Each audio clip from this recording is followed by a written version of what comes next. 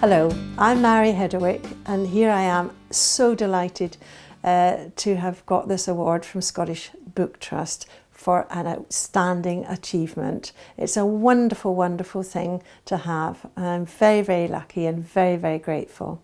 I got started by pure chance. I'd been to art school, and in those days we were all taught to draw, and it was on the island of Call by chance meeting an editor from Macmillan's, and she looked at my watercolours on the walls and she said, "Have you ever thought of illustrating children's books?" And I hadn't, of course I hadn't, because it was the 60s and it was all this trendy thing of applique, pasting on of magazines. Well, this was sent back from London with a note of horror. But no, this is not what we wanted. It's your watercolour technique. And so that's how the final piece of artwork is in the book. I can show you in this what I do to get my watercolour effect. And it's a candle. When you see this done, you'll realise, gosh, that's what she does all the time. So I'm getting that effect because of the wax. That just gives it a sort of, a shape. Katie Morag is really the wee girl that I always wanted to be. The red hair and everything. But also, I was a very individual child. I was an only child. I was stubborn. So there's a lot of me in the Katie Morag character.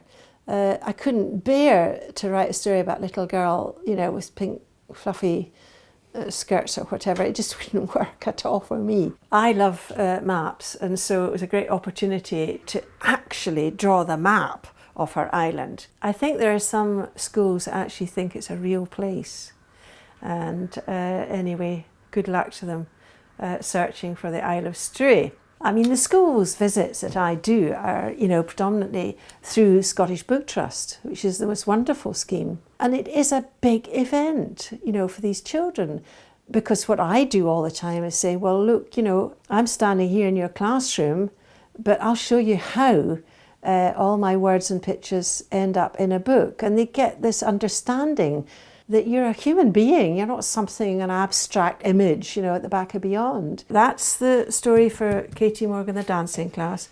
I'll go over it and over it. And I know I've got a limited number of words. I know I've got the 14 double spreads. That's all you're allowed to get the story to fit in. That's quite a good one in which it did turn out exactly the way I imagined it at the very beginning. The next stage is the dummy, which looks very scrappy, but it's key because I have to decide where the text is going. Because in my mind, I'm thinking about the illustrations now and how they will flow across the page. For this particular rough, there is the final artwork. And usually my roughs, the artwork, final artwork is very faithful, because when I'm doing this, I know what it is I'm trying to get across in that scene, I suppose. It's a scene. Then I will be sent the proofs from the printer, and then it's away. And I can't do a thing about it. And then it comes back, and that's the book. And I never, ever look at them or read them once they are made into a book, because I will see things that I wish I had done differently. Being given this award has been very good for me, because I've sometimes put my head in the sand about the phenomenal success of Katie Morag.